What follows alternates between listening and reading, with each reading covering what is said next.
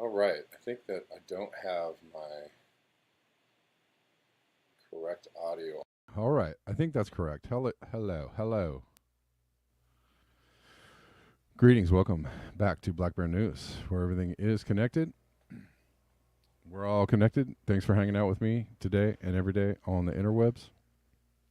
We're live on YouTube, call in, and on Rockfin.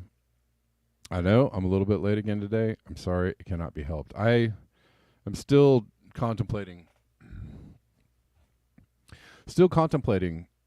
changing the time of my show, but I just don't know when yet. But I'm just trying to juggle a lot of things. So that's why I was a few minutes late, but hopefully y'all understand. All right. Cool. Got lots of things to cover as usual. Did y'all get the play on Ocean Spray with the picture thumbnail?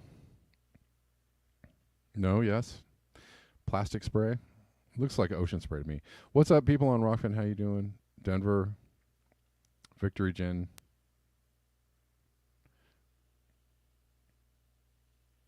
Say what? Missing Crypto King found chopped up and stuffed down toilet by plumbers. What? Say what? Hold on, let's check this out, because that certainly is sensational. What's up with crypto dudes getting offed?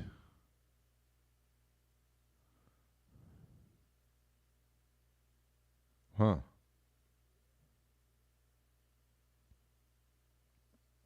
Is this super recent? Oh, August 15th. Yeah, super recent. I thought there was another crypto guy that got offed like just a couple weeks ago, right?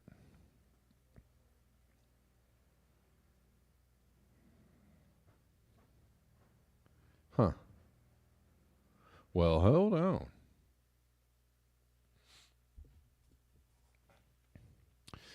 Yeah, I know it's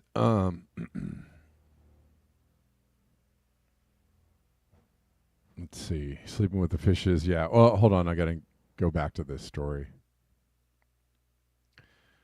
Let's see. The 41-year-old who holds U.S. and Bulgarian citizenship was discovered on Saturday in the city of Sofia, the capital of Bulgaria. Yeah, jeez. He was a regular visitor to high society parties and events before he was murdered, and is believed that this is where he met his alleged killer, who worked as a bartender. Huh. Did he kill him for his crypto? Let's see. Camera was seized from the block where the suspect lives. Ah. Well, they found his killer pretty quickly, looks like.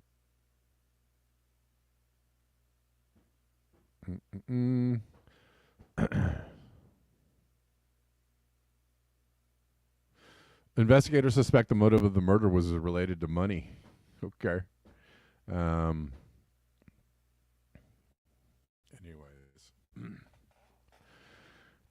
it's rough being a crypto millionaire these days. It's a tough gig. Somebody's got to do it.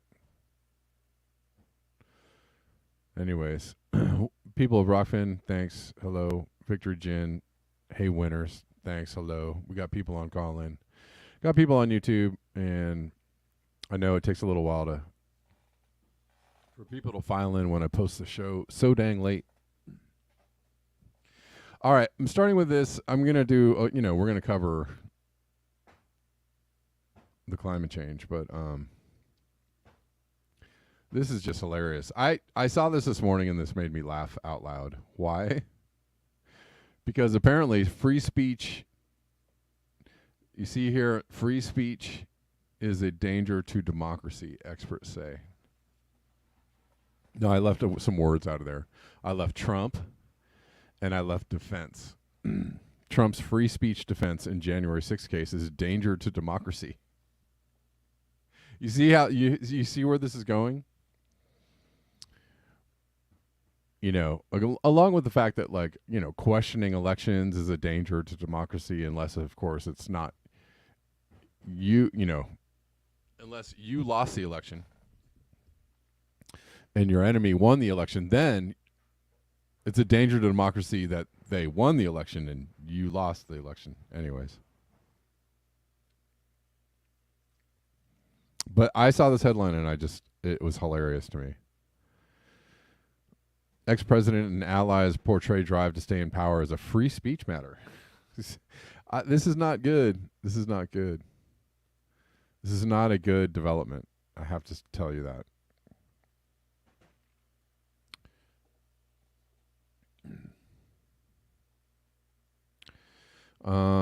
He said, Trump's dubious defense is that he was exercising his free speech rights. Former Justice Department officials, scholars, and ex-Republican House members say Trump's actions and schemes went far beyond free speech, and that Trump and his allies are weakening the justice system and could breed new conspiracy theories.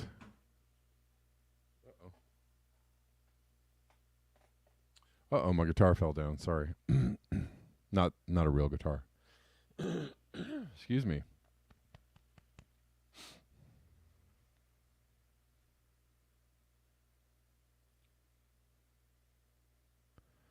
Anyways, it's a little silly because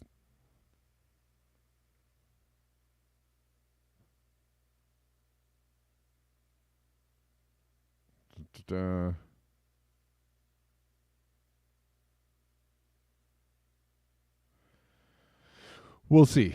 A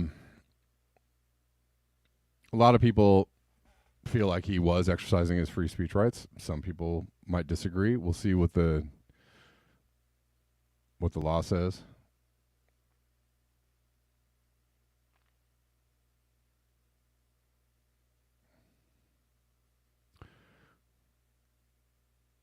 We'll see what the case says. Oh, I didn't mean to do that. So sorry. Oh, no, I did mean to do that.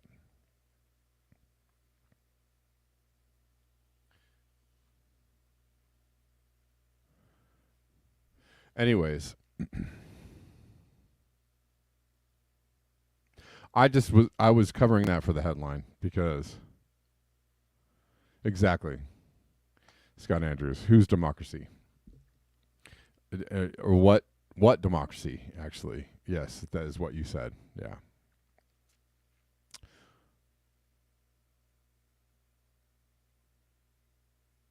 But the danger to our democracy is like a buzzword of du jour, like whenever, something they don't like is happening or proposed or, they put that old buzzword, it's a danger to our democracy, right? And I don't know. The thing is Trump very well could be a player in this whole play, a player in the Kabuki theater. He could actually be somebody that they legitimately hate and want to run down, or maybe he's just playing a role. It's hard to tell sometimes.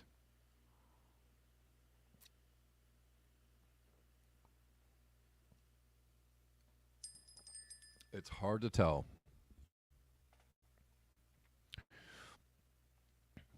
Because, when Trump got into office, what did he do? He surrounded himself with the old, he said drain the swamp, and then surrounded himself with the old deep state, right? And then that's how that went down. Beer, beer, beer.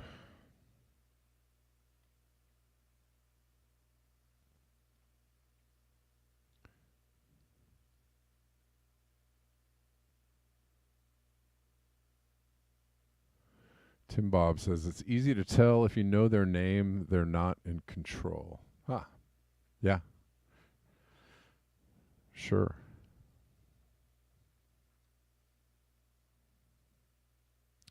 But that is a hilarious headline.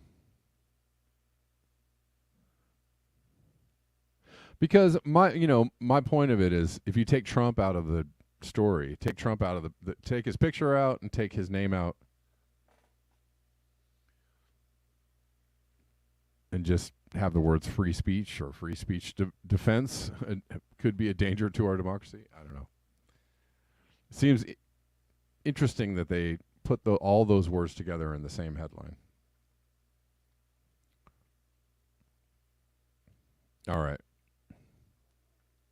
The point is, let's say Trump is again, I think you all know this. The point is, if Trump is a player in the game, if he's a player on the stage, and the point is it's not about Trump. It's not about bringing him to justice. It's not about any of that. It's about delegitimizing the idea of free speech. It's about saying, well, yeah, we have free speech, but not all speech is free. Not all speech is sanctioned, and then we want to sanction this speech or that speech, hate speech or bad speech, malinformation, misinformation, malinformation. Right. You start putting borders, and you start putting like you can't cross this line, and pretty soon you don't have a lot of free speech left. That's the point that I'm trying to make ever so badly. Anyway, so here we go. This is pretty funny. Hawaii Democrat governor says state plans to acquire land ravaged by wildfires. Sal de Agaris. Yesterday this was a conspiracy theory. Today it's a headline.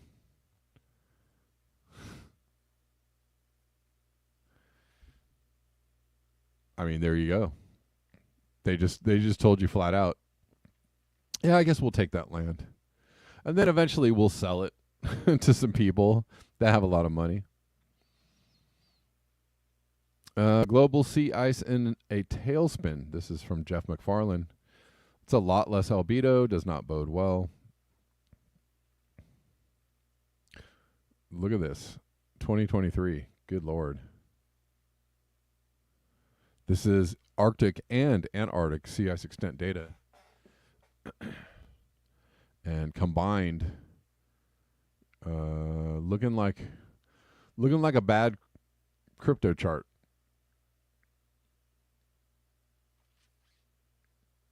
Yeah, if you think the state is going to take over the land in Hawaii and, just take care of it for the people.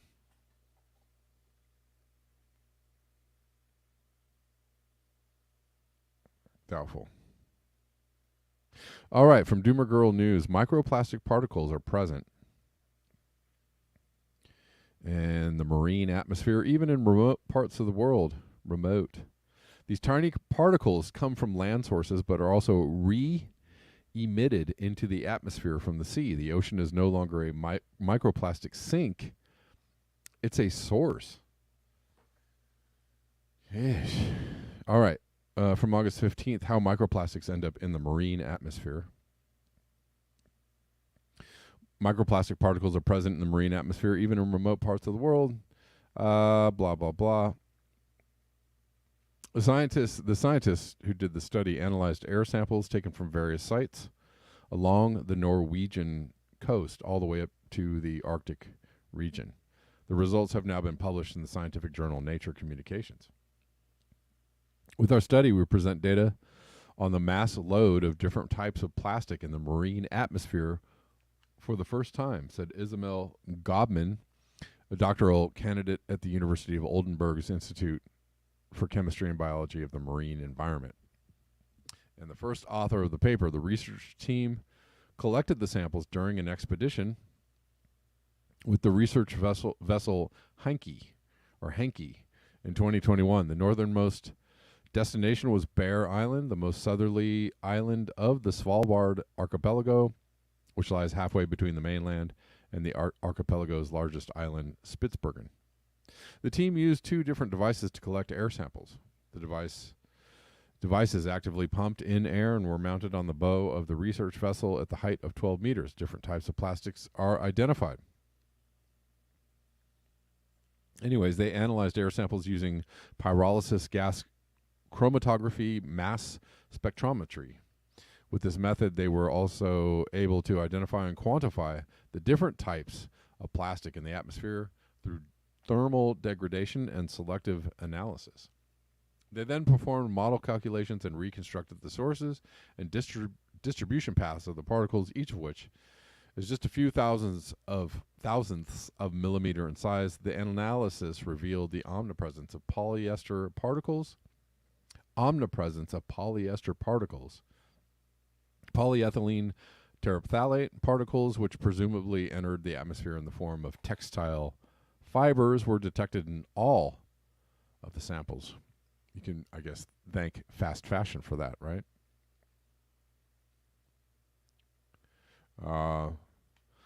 Other plastic types were also present, including polypropylene, polycarbonate, and polystyrene. Tire wear particles, the tiny debris abraded from tires during driving and especially braking, were identified as another major source of microplastics. Yeah.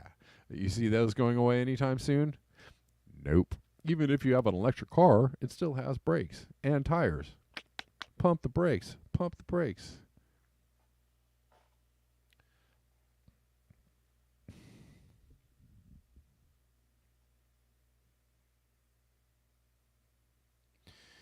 Until now, little was known about microplastic pollution levels, including tire wear particles in the marine atmosphere.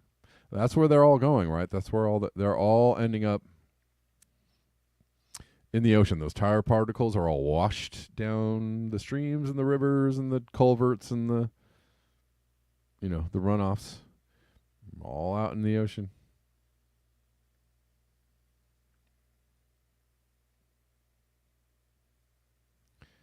Anyways, our model calculations indicate that microplastics in the marine atmosphere come from direct sources on the land as well as from the sea.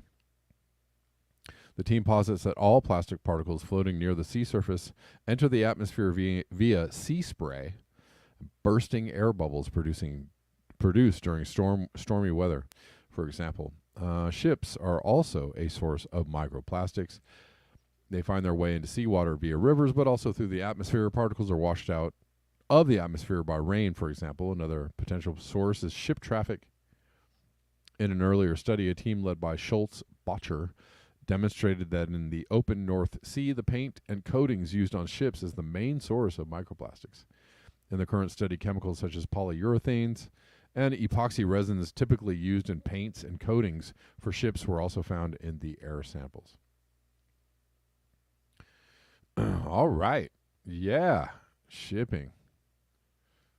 So good for you. That's interesting, isn't it? Interesting as well as, frightening, concerning. Some scary scenes coming out of Tenerife and the Canary Islands, Spain, as an out-of-control wildfire continues to grow. The fire is now exhibiting extreme behavior due to very dry conditions. A mandatory evacuation is in effect for villages threatened by the wildfire. Dang. Ooh. Oh, I'm sorry. You can't see that.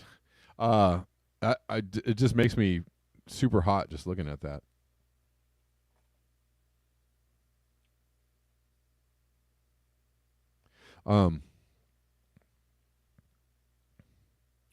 We should make them reflective. Sure, Scott.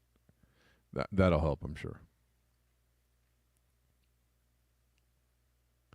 What we're going to do is paint all the microplastic particles white. We're going to gather them up in a big plastic circular contraptions and gather up all the microplastics.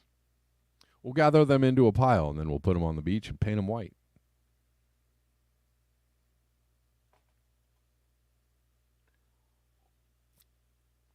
I'm sure that'll help. Well, good Lord. Will you look at this? This is, I don't know, insane. Is this even, I can't, again, I think I covered this the last time when it was like 158 Fahrenheit. And I was like, is this real? Like, I mean, it's just kind of unreal. It's hard for me to actually believe. I mean, I believe it's real. I don't think that anybody's making this up, but it's just hard for me to like fathom that this is actually happening. On some level. So it's, it's hard for me to take it in as real. Heat index in Kashem Darestan International Airport in Iran reported a heat index of a 178. What? But I don't. The other thing I don't understand, if it's this hot, how are people surviving?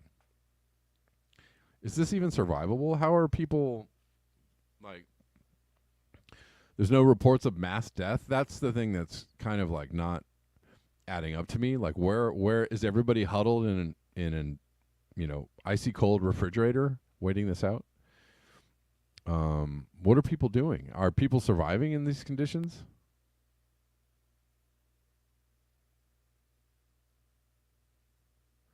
So we'll dissect it a little bit. This would tie the record for the highest heat index ever recorded, while the reported dew point of 97 Fahrenheit would be a new world record. So Colin McCarthy breaks it down a little bit. He says an air temperature of 100 Fahrenheit, which is what it was, I think, and 90% relative humidity produced the brutal heat index. So the actual temperature was 100. The humidity was 90%, and that created this kind of a heat index. But so I guess, I don't know.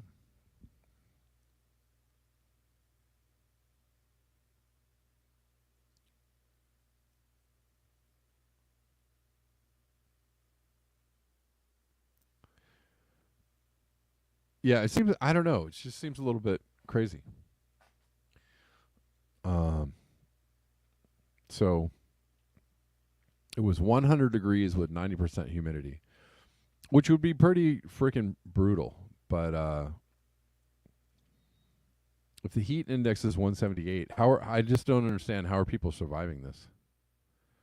So I have a little, I'm a little bit like, yeah, okay, the heat index thing may or may not be a good measure of, how hot it actually is, how survivable it actually is. They're talking about wet bulb temperatures, of course.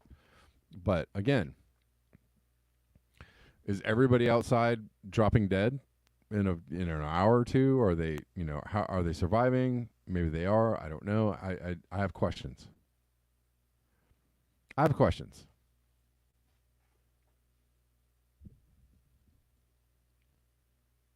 And I don't know if it's really helpful.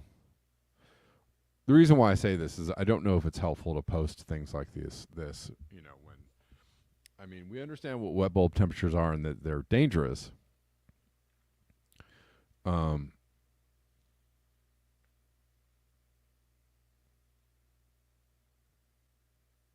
don't know. I don't know.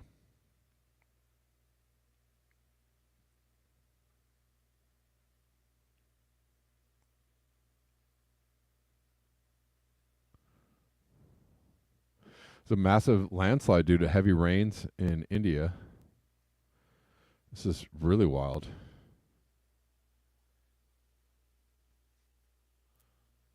We'll watch it from the beginning.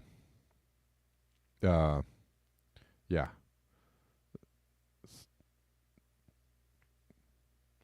Man. Whole slope goes. I was just like really hoping nobody was in there.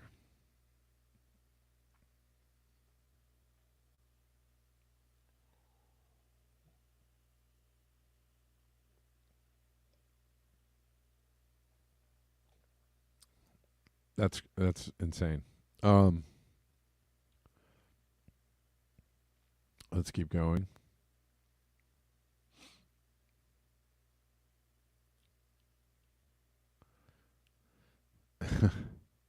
Max Blumenthal. Hold on. Those are the screams of the people from that slide. Max Blumenthal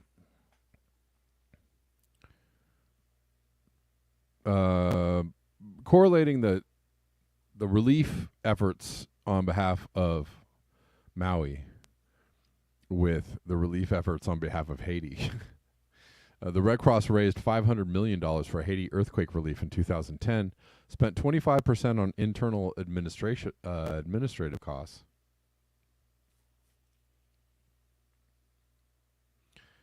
And built about 6 houses for the Haitians and refused to say what it did with the rest of the money. And Michelle Obama helped lead their fundraising drive. And now here's Barack Obama saying, hey, let's donate to the I think what a lot of people are saying, don't donate to the Red Cross. Do not donate to the Red Cross. Donate by direct donation if you know somebody on the island, local, somebody local that's getting together relief efforts, and you could probably find them on social media somewhere, I'm sure. But let's, don't do the old, well, I donated to the Red Cross thing. That's just, it's a black hole where you don't know where your money is going and whether it's actually getting to the people for relief. Aloha, everybody. Like so many people around the world, Michelle and I have been absolutely heartbroken by... I don't even know why I'm playing this. I don't need to play this.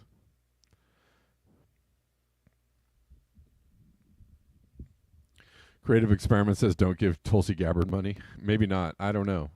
I don't know about Tulsi Gabbard. I hear so many conflicting things about her, but she has kind of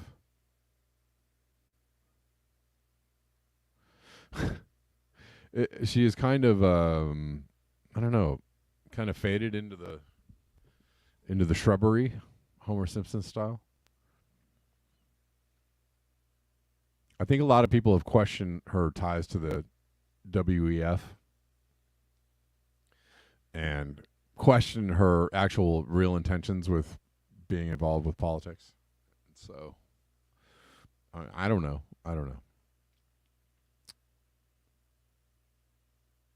Oh, what did Sarah Baker had a good thing about Oprah, saying Oprah should give the land back to the Hawaiians, native Hawaiians. You get some land, and you get some land.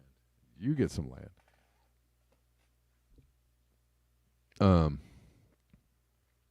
Yeah, I'm not going to play Obama asking for money for Hawaiian relief.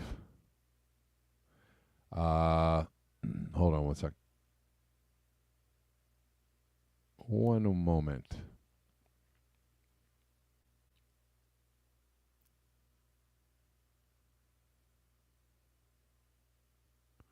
I think I skipped something here.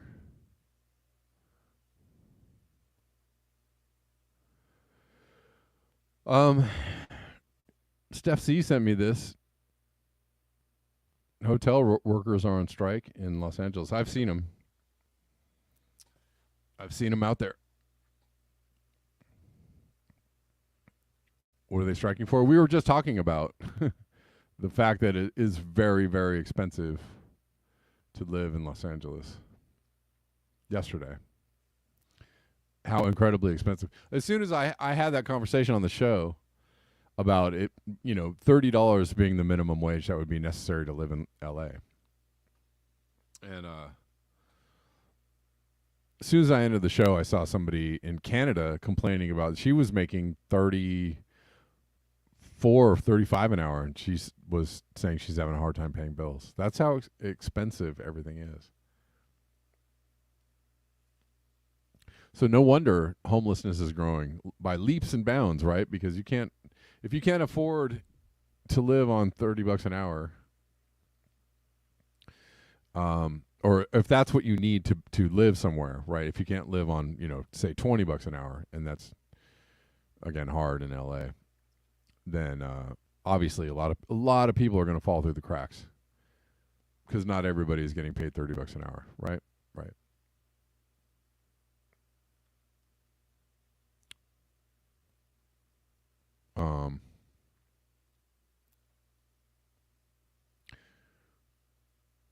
Let's see. Hold on one second. I'm just going to look at these the chats and call in for a second.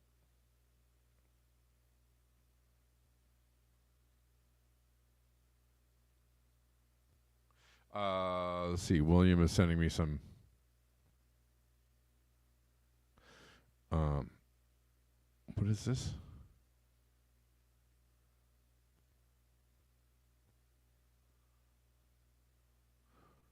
Let's see. Hold on. I'm just looking at some that William is sending me. That's interesting. Well, let's look at this, and maybe we'll have a little bit of a discussion about it.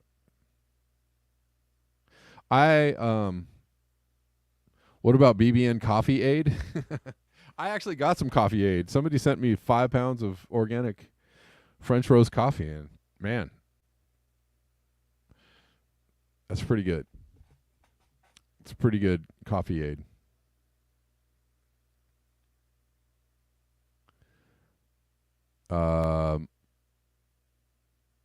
Let's look at this.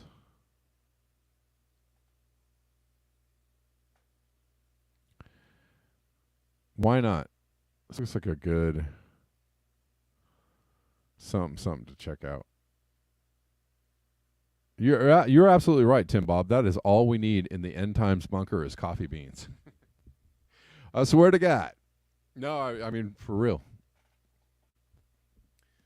If I had, a little bit of food but a whole lot of coffee, I could probably survive for a long time.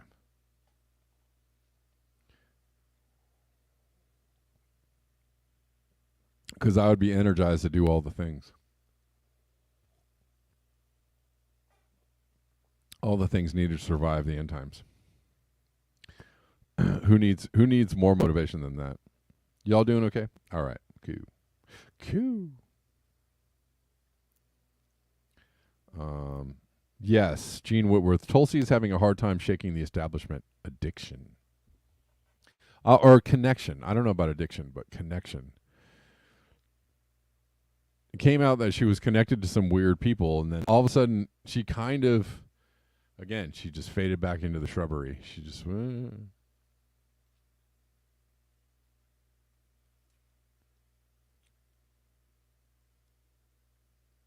But who knows? I mean, I would have thought that Tulsi would have been, Tulsi's been out in the last couple elections, and she was fairly,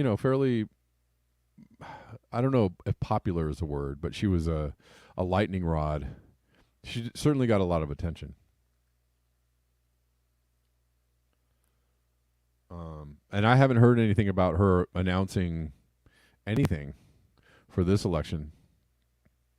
There's still time. Is Tulsi going to jump in? I don't know. I think it's kind of hard.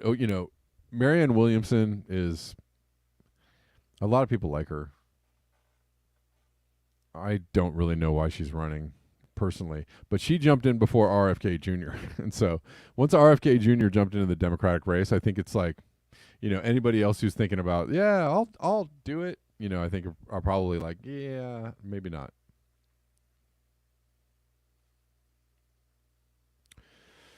Because he's going to be way more popular and probably way more controversial than anybody else who could possibly run. And Marianne Williamson just sounds like, I don't know. She's like just a crunchy version of Elizabeth Warren at this point. Right? She's just kind of a little more lefty and a little more like,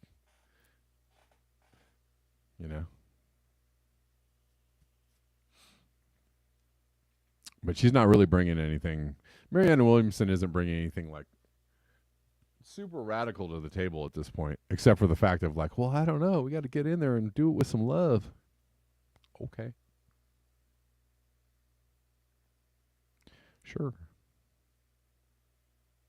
Let's do it with love. Well, let's check this out. This might be interesting. You want to check it out with me for a moment? Check it out with me for a moment. I was putting on a, robot voice for you. Hope you enjoyed that. My bot voice. Going South says RFK wants to separate America and Mexico.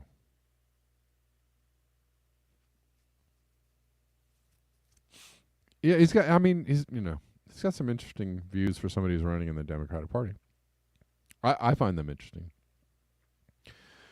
I don't know about his views on Israel very much, but not necessarily supportive of that. But I don't know. Otherwise, interesting person. More interesting than anybody else. More compelling, I think, than anybody else in the race at the moment. Although I've heard Vivek Ramaswamy say a few things that were okay. He's running as a Republican, though. And I'm probably never going to, never say never. I probably will never vote for a Republican in a presidential election. I have never in my life, and I probably will never.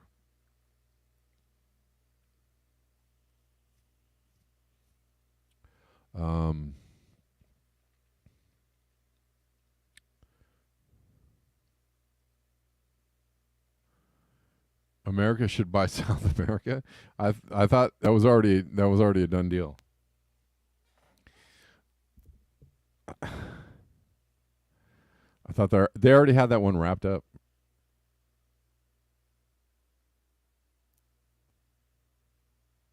Anyways, let's look at this for a second. Whistleblower transcripts show deep state election rigging for Biden was way bigger than a laptop. If you thought censorship of a laptop was was the extent of the deep state's 2020 election rigging on behalf of the Biden family, think again. All roads lead to Hunter Biden. That is, all roads paved with alleged extortion, bribery, money laundering, tax evasion, prostitution, drug abuse, and most importantly, election rigging. The roads traversed by Internal Revenue Service agent turned whistleblowers, and there's been a few of those whose disclosures to the House Ways and Means Committee were released as transcripts on Thursday, are no exception. Right, so these are things that are in the record, and they're reporting on them in this article, despite whatever platform this article is coming out on. The troubled Biden son has always been at the center of concerns about the 2020 election in the form of the infamous Hunter Biden laptop. When a report surfaced in October 2020 of an abandoned laptop showing the dirty details of not only Hunter's shady business enterprises and potentially criminal conduct, but also then presidential candidate Joe Biden's knowledge of and involvement in it, the corrupt Department of Justice joined hands with big tech censors and media propagandists to hide the story. That is true. That is true. So there isn't really anything partisan about that. I just, please hear that if you think, I'll call out the partisanship if I see it, but as far as that goes, that's fact. So I don't know what to tell you. They did conspire to censor the story. They did censor the story. They conspired to censor the story. So that's fact. Absolutely fact. As has been reported in various sources, right? From the Twitter files, from the there's been release of transcripts, and we know this is going on. You even all the way to having a Missouri judge order the Biden administration to stop contacting social media companies, right?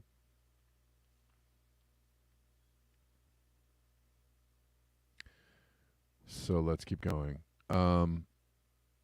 This is hugely significant, not only because it exposed the depravity of federal law enforcement and Americans' information gatekeepers, but also because polling showed that if voters had known the depths of Biden family filth at the time, a potentially scale-tipping number of them would have voted differently in the 2020 election. Again, that is fact.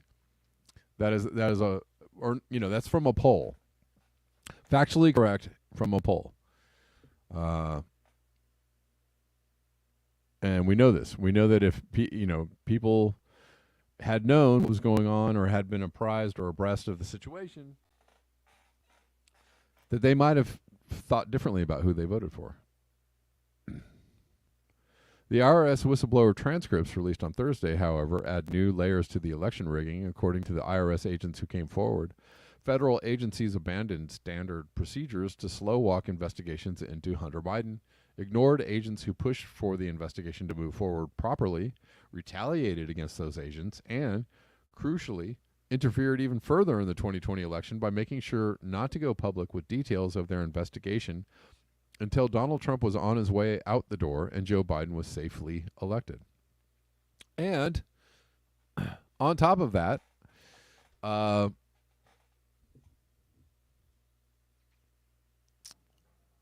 there was what was the story in? There was an actual admission that they steered the they were safeguarding democracy, so they had to make sure they had to conspire. I can't remember what this was in the New Yorker. I think it was the New Yorker or New York Times, something like that, where they basically wrote an article, titled something like Safeguarding Democracy, right? So they basically said, we all conspired, we all pitched in to make sure that Donald Trump wouldn't win. And how far can you go with that kind of stuff, or how far can you go with it and have it be legal? I don't know. These are questions I have. These are questions I have. I see you, William. Give me 1 second, okay? A second IRS whistleblower who remained anonymous recalled what he remembered from May 2019 to December 8th, 2020, the day agents went overt with the Hunter Biden case immediately following the contested presidential election. He explained that in criminal tax investigations, IRS policy dictates the need to interview the subject within 30 days of elevating the investigation. Though sometimes undercover investigations or ongoing criminal activity might delay interviewing a source, that just isn't how tax crimes work, he said, because the evidence is typically historical. The whistleblower said he especially wanted to go overt to put the Biden son on notice, since Hunter apparently had unpaid taxes from 2015 and unfiled tax returns from 2016 to 2017. One can infer from the transcripts that if the IRS's standard timeline had been followed, Hunter Biden would have been interviewed by the early summer of 2019, but he wasn't. According to the whistleblower, he repeatedly raised the issue of going overt, but was always shot down. I was continually being told that if we had to stay covert to preserve potential evidence from the FBI side of the investigation, he said,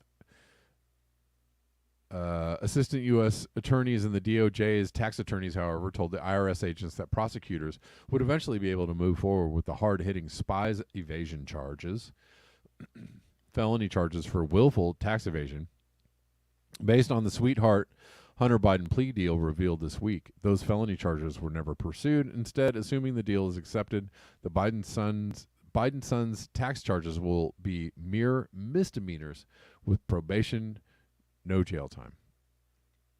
Well, imagine if you owed some taxes, how you might be treated. Yeah, doesn't that make you just a little bit upset, I'm sure. So the investigation dragged on covertly with electronic search warrants and time-consuming reviews. Here's what happened, in the whistleblower's words. Throughout all the time, this time, we're having bi-weekly meetings. At these bi-weekly meetings, I'm continually bringing up that we need to go overt. There came a point in time to where there was some bank reports out there, and they were going to get released, and they were going to include potentially the names of the investigators from the IRS and the FBI who received those bank reports. So with that being released in the public, we're like, it's going to out our investigation. So we need to come out and go overt with the tax case. And I remember there were always times to where we were always on an impending election cycle. It was always the election being brought up. It doesn't get much clearer than that. Anytime there was a reason to make the case public, the election was always being brought up. In early 2020, it was the primaries. The whistleblower continued. I think that Iowa was the very first one where we weren't sure what we were allowed to do or we weren't. It was always wait and see. Then while his team was preparing to issue search warrants for scouring physical residences to look for evidence of a subject's attempt to file tax returns before going overt. The higher-ups shut them down, the whistleblower said. In early September 2020, the DOJ Tax Division and the Delaware U.S. Attorney's Office halted overt activities or any activities that could be overt whatsoever. Then on October 2020, just days after the New York Post broke the first bombshell laptop story, and only 2 weeks before the election, the whistleblower's team was prepping to do a covert walk-by to confirm the address of Hunter Biden's residence for a search. But no, a DOJ tax attorney, it appears to be Mark Daly, who has no problem prosecuting tax evasion of non-Bidens, but the transcript is a bit ambiguous, said in the whistleblower's telling, tax does not approve. This will be on hold until further notice.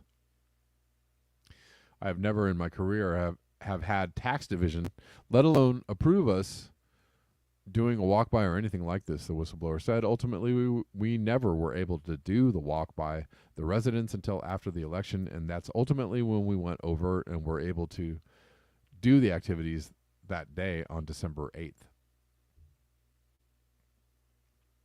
The other IRS whistleblower, Supervisory Special Agent Gary Shapley, shared similar concerns with the House Ways and Means Committee, alleging the DOJ slow-walked the investigation and denied search warrants of Hunter Biden's quarters because of optics. Very interesting.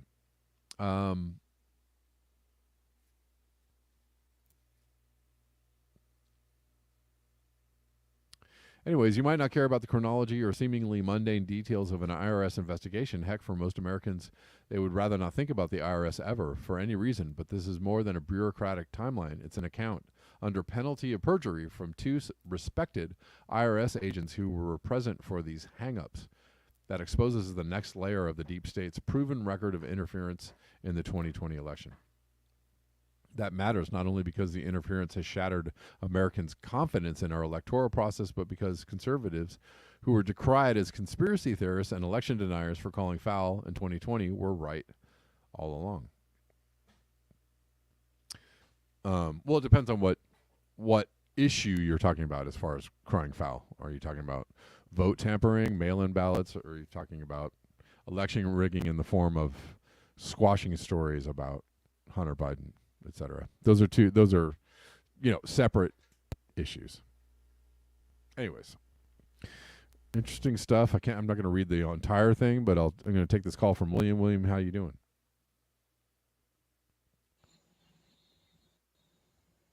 Kev, can you hear me okay? Yes. All right. There's a lot I put in the live chat. I'm going to be sensitive to what you might want to talk about because there's some sensitive stuff. But yeah, we're on Dore, YouTube. Yes. Yeah. I can call back later if you want. It's okay. Want me to call back? Go for it. Well, let's just be okay. Jimmy Dore and Pasta and what's the other big guy's name? I forget. The ball. They had a piece. Kurt. The Capitol building and grounds on January 6th leaks out more videotapes. The DC cops are talking back and forth about how they'll be able to identify the feds by the. Yeah, I saw that video. Yeah. Sorry, I missed you talk. Did you talk about that? I was gonna play it a few weeks ago, but I don't think I did play it. Okay, all right. Moving on from that, there's a leaked videotape on the Babbitt issue, and it's in the link I put there at Winter Watch. Do you want me to talk about it or do you want me to wait? I don't know. What about it? I mean, the Babbitt thing, Babbitt thing, it seems a little bit suspicious for sure. Well, let's just say false flag, and I'll leave it at that. And then if you want to talk about it later, we can. Wasn't there one of the Capitol Police that was there at the shooting that said something was weird about it? I don't know. I just barely saw this video in passing, so I can't really speak to it because I didn't have. Well, I can tell you what I saw if you want on the video. It's up to you. I mean, or well, not. Just be vague. Be vague. Thank you. Code words. It needs to be seen. Let me put it that way. It's in the live chat. It's the last video there's several embedded videos on J6 in the link. Wasn't it a Capitol policeman who they're interviewing, or who was it? No, it's actual leaked video footage of the hallway. Oh. Okay, I'll have to look at that. Yeah, I won't talk about it anymore. I just want to make you aware it's there. Okay. Right. Yeah, no, it did look weird, and a lot of people have questions about Oh, why or how that happened and all. oh, it's more than weird. Yeah, You it's watch very it, weird. and then you decide when and if you Well, want to and talk about it. she is also ex Navy, like 14-year high security. naval intelligence, right? So she is also a Fed, right? Or she's Yes. right. Actually, I believe, unless I misread it, she's 14-year high security Air Force. Maybe I read it wrong. I thought it was I don't Air know. Force. Yeah, I don't know what branch of service she was in, but I Yeah. know that she was supposedly ex-military intelligence or something Yes. like that. And so it's Yes, like no, she was. yes, So she wasn't yes. ex, and she was there. And it was a It's big story that they drummed up about. it's called sheep dipped. Right. It's what About it's how called. she was, a kind of an off-kilter Trumper on her way to the Oh, protest. nonsense. They made this. They had like Right. this footage of her in her car talking about going to the protest Right. and being all, yeah, it's for freedom and we got to stand up. Yeah. And it was a whole thing. It was a whole story about it. Yeah. And guess what, Kev? She's an anti-masker too. Whoa, whoa, whoa, whoa, whoa, whoa, whoa. Got to get the Dems all riled up. Right. Anti-masker. Right. Think about this too, objectively, right? As soon as I saw everything leading, like the barricades, they're only bicycle-looking barricades being pulled aside, cops waving people in, shaman being shown around. I'm like, this is another false flag event. That doesn't happen if it's legit. You see what I'm saying? Remember some of that footage we saw the first day or two? Yeah. And you're like, okay. The reaction of everybody is very strange. Right. Yeah. And when it first happened, I think that I talked about it. I don't want to go like super into it, Right. but I think I talked about it at the time. I was a little more. I actually got. That's actually around the time I think when I left YouTube for a while because okay. they were giving me they were hassling me about covering Right, the story, and so I just I was like, all right, I'm over it. Anyways. Yeah. Well, there's more to it, a lot more. And Trump said, if you recall, nobody died that day. Remember he said that? And I'm not a Trumper, but he did say that. Yeah. No, I know. Yeah. Yep. Yeah. And so he has intel. Don't forget, he meets with cabinet members. He knows things that are going on. Now, I'm not a Trumper. I just want to make that clear because I think he should be in jail for a lot of things, but not this. He's done some other things that are. Can I talk about? I'm sorry. Go ahead. There also is a weird story about him. The case that they brought against him in New York that was like a sexual right. Assault case or something. But the $5 interesting thing million. about that, the interesting thing about that, and this I think Jimmy Dore covered this too. They changed the law, the statute of limitations law in New York, and then this woman brought a case against Donald Trump, and then the reality is that no other case has been brought to trial involving this, evacuation of statute of limitations law, right? Like nobody else has been seeking justice from long ago. It was only this one case against Donald Trump. So everybody's like, what? Why? They changed the law, and immediately this woman filed this case against Trump. Can I comment on that? And so it does look really strange, right? I mean, okay, did you change the law in order to bring this case against him? That seems kind of who talked about that? Someone else was talking about the ex post facto. Why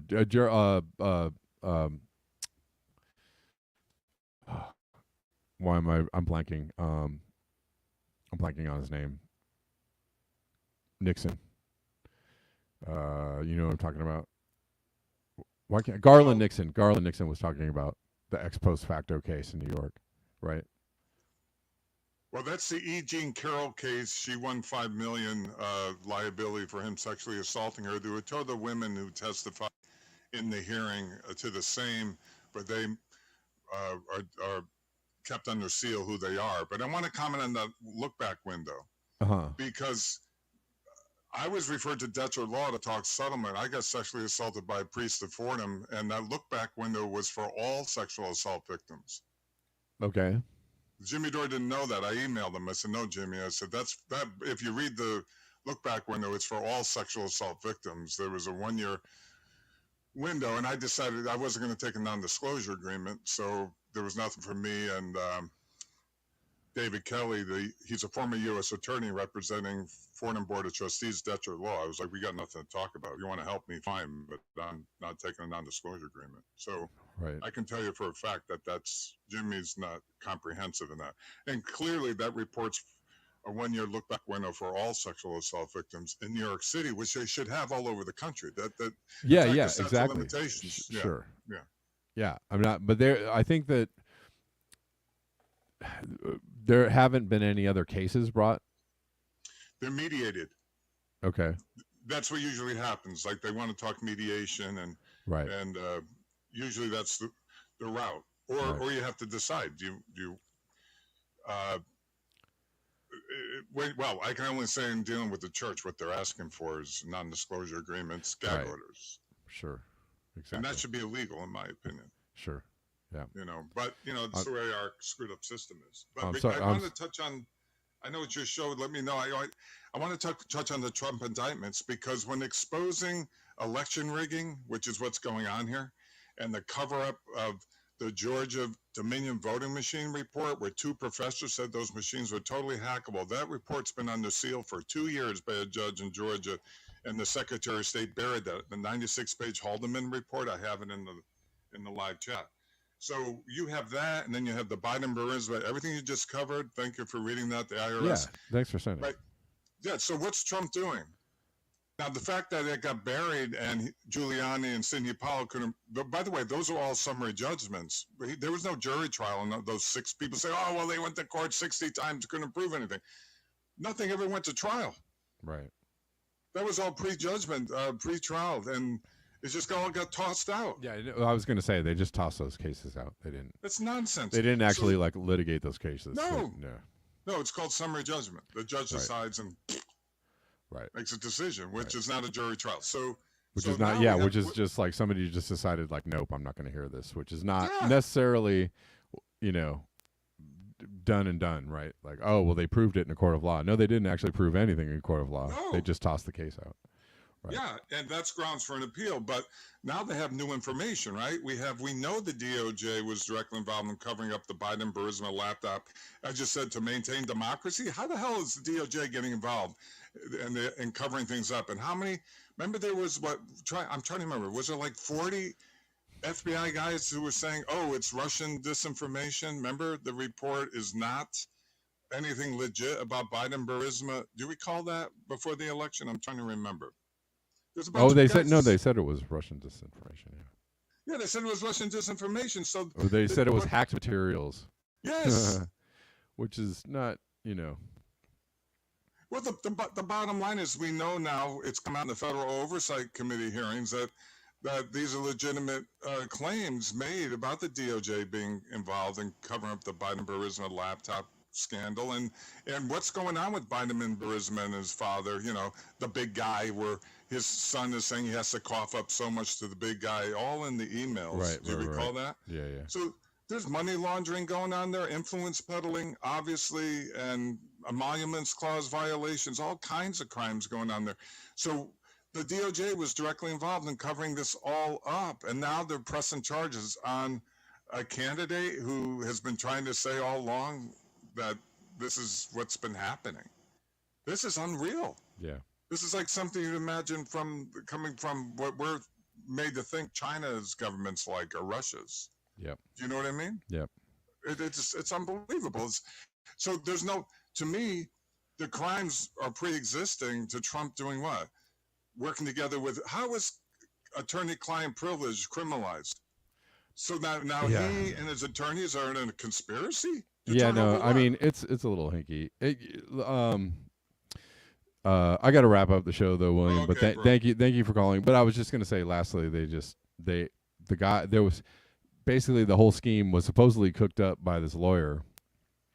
Yeah. Who was pushing it. Supposedly, this is the information around the indictment is that he cooked up this memo, but he is not. He's a co-conspirator, but he's not arrested. So I don't know. I don't know what's going on, or he hasn't been charged with anything. So Okay. Last thing, I put a lot of It, links for the Maui. sounds like some Michael Cohen stuff. Yeah, I mean, Right. yeah. All right. Well, hey, man, thanks for calling in, William. I appreciate it. Thanks, Kevin. Yeah. All right, guys. Thanks so much for your eyes, your ears, and your conscience. I will be back tomorrow at the regular time of 12 p.m. Pacific Daylight Time. Real quick, best way to support the show is paypal.me/Kevin Sandblum, Venmo at Kevin Sandblum, Cash App at Red Llama Music, buymeacoffee.com/Black Bear News. Thank you to everyone who does support the show. You can also super chat me or super ray me. For sure. Yeah, I've got to end the show because it's it's very hot and my computer is slowing way down. All right, guys. Thanks so much. Until next time. Peace.